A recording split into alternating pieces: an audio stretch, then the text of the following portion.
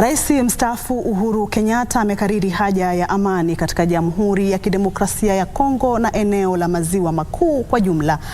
Uhuru aliyeshauriana na Rais Evariste Ndayishimiye wa Burundi jijini Bujumbura alisema kuwa bila amani itakuwa vigumu kwa kanda hii kuwafikia maendeleo ya ustawi. Akiongea baada ya kumtembelea Rais wa Jamhuri ya Burundi Evariste Ndayishimiye, Rais mstaafu Uhuru Kenyatta alisema ana imani kwamba mchakato unaoendelea wa kuleta amani utafikia lengo hilo kwa wakazi wa eneo la Mashariki ya DRC. Peace, and then ultimately for displaced persons to be able to go back to their homes, to resettle, to go back to their farms, for stability to be restored in the region. Uhuru alikuwa kwenye ziara rasmi ya siku mbili kuhudhuria kongamano la 11 la mpango wa kanda hii wa usimamizi na ushirikiano kuhusu Jamhuri ya Kidemokrasia ya Kongo na kanda hii kwa jumla, huku akithibitisha uwezekano wa kuandaliwa kwa kongamano la Afrika Mashariki.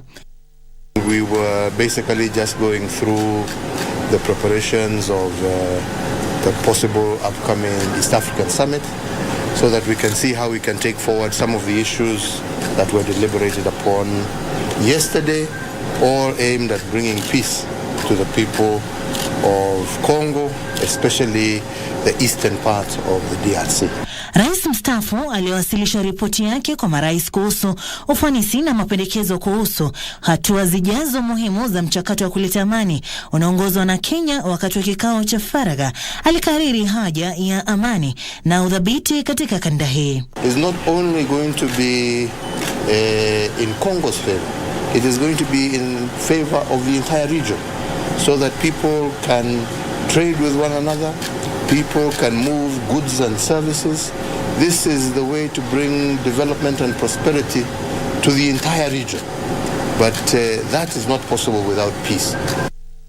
Waziri mwenye mamlaka makuu Musalia Mudavadi aliyemwakilisha Rais Ruto kwenye mashauriano jijini Bujumbura, Burundi, alisema ni viongozi wa kanda hii pekee wanaoweza kuleta amani ya kudumu nchini DRC, Sudan na kanda hii. Mudavadi alipongeza nchi za kanda hii kutokana na amani, usalama na ushirikiano katika kurejesha amani, usalama na udhabiti katika DRC, Sudan na eneo la Maziwa Makuu kwa jumla. Sarafina Robi, Darubini Wikendi.